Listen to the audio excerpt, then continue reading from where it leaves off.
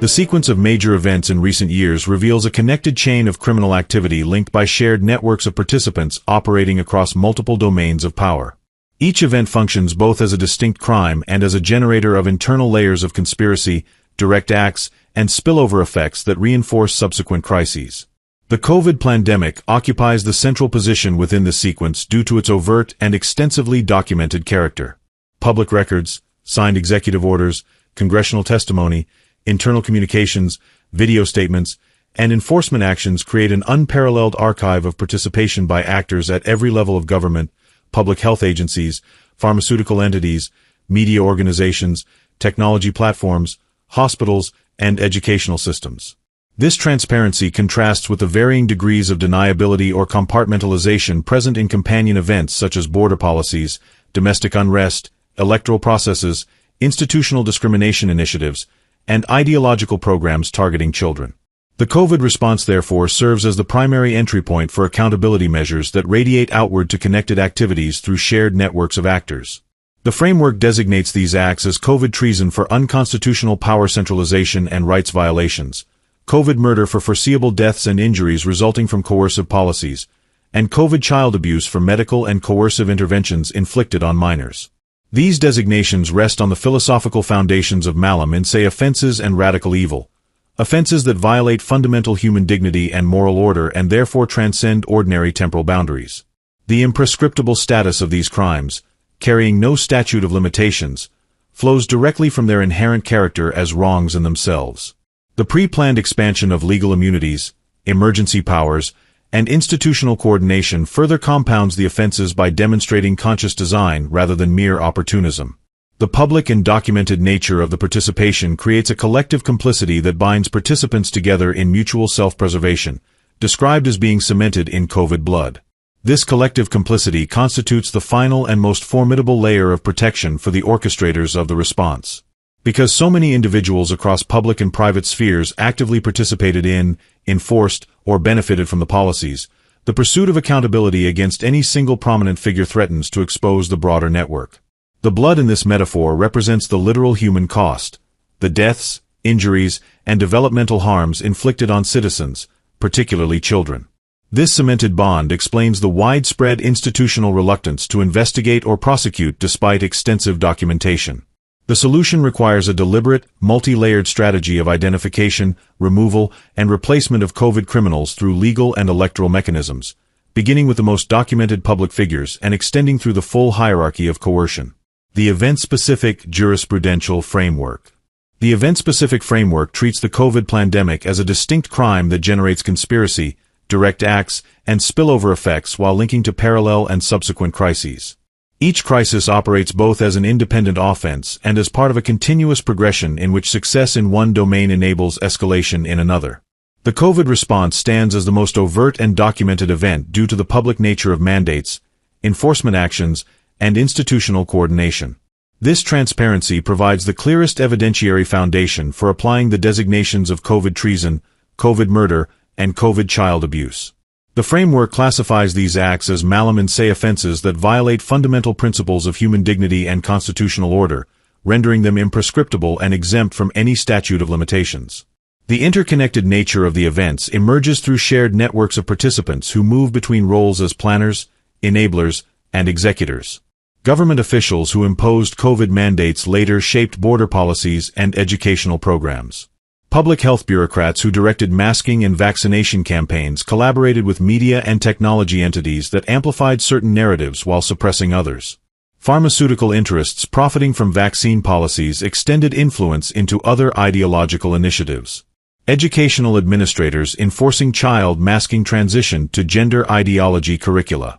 This overlapping membership creates unified pipelines of funding, expertise, and political protection that flow between crises. The overt quality of COVID participation illuminates hidden layers in companion events and provides documented connections that strengthen the overall case for accountability. The imprescriptible status of the offenses ensures that the framework operates without temporal limitation. No statute of limitations attaches to COVID treason, COVID murder, or COVID child abuse because these acts embody radical evil that undermines the conditions for human plurality and moral reconciliation. The pre-planning of both the operational response and the legal immunities that would protect it demonstrates conscious design.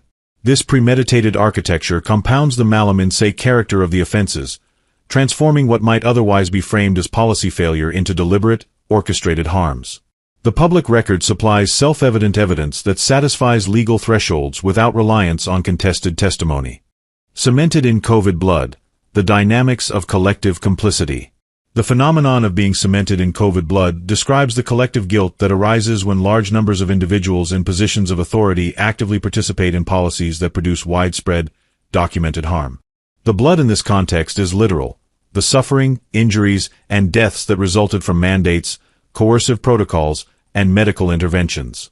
Once so many people across government, public health institutions, corporations, media, education, and law enforcement became involved in the response, the pursuit of accountability against primary orchestrators became extraordinarily difficult. The shared participation created a bond of mutual vulnerability in which exposing one actor risked implicating many others who occupied similar roles. This complicity operates as a civilizational governance problem. The very individuals and institutions charged with protecting society from harm instead became active agents in causing it. Federal officials issued directives, state governors translated them into localized mandates, corporate leaders enforced compliance, school administrators imposed restrictions on children, and law enforcement personnel carried out coercive measures. Each participant acquired a personal stake in maintaining the narrative of legitimacy. Admitting the criminal nature of the policies would require acknowledging their own role in the harm inflicted on citizens, including children.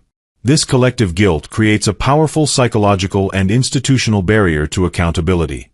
The orchestrators leveraged this dynamic, ensuring that the response would entangle enough people in positions of influence to make systematic prosecution nearly impossible. The cemented state extends beyond the COVID response into interconnected networks of power. The same individuals and institutions involved in the pandemic policies often participated in related events through shared personnel, funding streams, and coordination mechanisms. The bond of complicity, therefore, protects not only the COVID crimes but the broader ecosystem of activity. The reluctance to prosecute stems from the recognition that holding one prominent figure accountable could trigger a cascade that exposes the full network. The crimes, cemented in COVID blood, become protected by the very scale of participation they required. This dynamic explains the striking absence of meaningful investigations despite extensive documentation. The local jurisdictional pathway as the entry point for accountability. The local jurisdictional pathway provides a constitutionally grounded mechanism for initiating accountability even against high-level figures. A single documented local victim, a child who suffered death, permanent disability, or severe injury following a mandated vaccine or coercive protocol, establishes territorial jurisdiction for a county court. Law enforcement officers, particularly from the sheriff's department, compile medical records, autopsy reports, and evidence of local enforcement. This factual foundation is integrated with the public record of national guidance and coordination to demonstrate the causal connection between distant decisions and local harm. The affidavit argues that the conduct meets the elements of state crimes while falling within the imprescriptible designations of COVID murder and COVID child abuse. The county judge evaluates the affidavit under the probable cause standard and possesses full authority to determine that claimed immunities cannot shield radical evil when it produces tangible victims inside the county. If probable cause is established, the judge signs the arrest warrant. This warrant carries statewide validity and activates extradition procedures, allowing the defendant to be brought before the court where the harm occurred. The local victim serves as both the moral core and the jurisdictional foundation, overcoming objections based on distance or national scope. The process operates entirely within standard state criminal procedure without requiring federal authorization. This decentralized approach creates multiple independent pressure points across the nation. Different counties, each acting on its own documented victims, can pursue parallel cases using the shared public evidence base.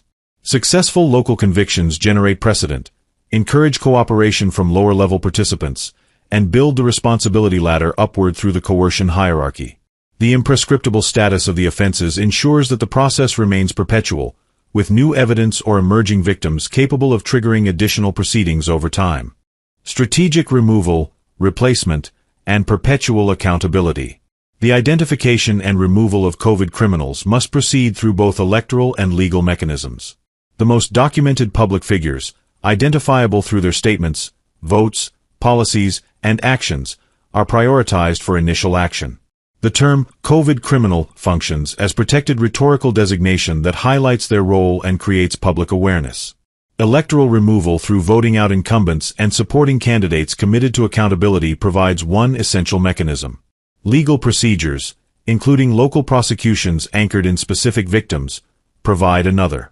The replacement process requires vigilance to ensure that new officials are not extensions of the previous network. The punishment framework of shutdown, lockdown, and full vaccination serves as a conceptual model of reciprocal justice. The shutdown phase orders complete asset forfeiture and professional disqualification. The lockdown phase maintains custody with enforced mask mandates. The full vaccination phase requires administration of the complete vaccine schedule previously imposed on the public. These measures are executed at the county level, maintaining self-containment within the jurisdiction where the harm occurred. The ongoing, perpetual character of the process accommodates new evidence and evolving understanding, preventing any final escape through delay or evasion. This strategic approach upholds the philosophical imperative of malum in se while operating within established legal traditions. By prioritizing the most documented offenses, the framework efficiently targets the core actors whose removal weakens the entire structure. The local jurisdictional pathway, combined with systematic identification and replacement, offers a practical route to begin dismantling the bond of complicity cemented in COVID blood. The public record stands ready. The only remaining requirement is the collective will to act upon it. Conclusion: collective complicity protects COVID policy decisions. The phenomenon of being cemented in COVID blood explains the widespread institutional reluctance to pursue accountability for the crimes of the pandemic response. The broad participation across public and private spheres created a mutual vulnerability that discourages internal reckoning.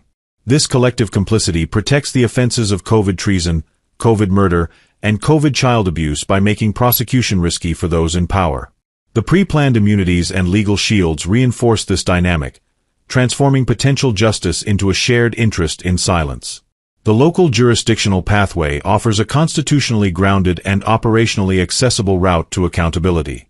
Through a documented local victim, dedicated law enforcement officers, and county judges willing to examine the full record and challenge abused immunities, the process initiates arrest warrants that reach high-level national figures. This mechanism directly confronts the pre-planned architecture of protections and forces the legal system to determine whether such shields can stand against malum in se offenses. Ultimately, confronting crimes cemented in COVID blood requires societal resolve to prioritize justice over collective self-protection. The imprescriptible nature of the offenses and the self-evident public record provide the foundation. By systematically removing COVID criminals and replacing them with individuals committed to accountability, society can restore constitutional order and ensure that radical evil does not escape consequences through the very structures designed to enable it. The path exists. The choice to follow it remains a defining test of governance and moral courage.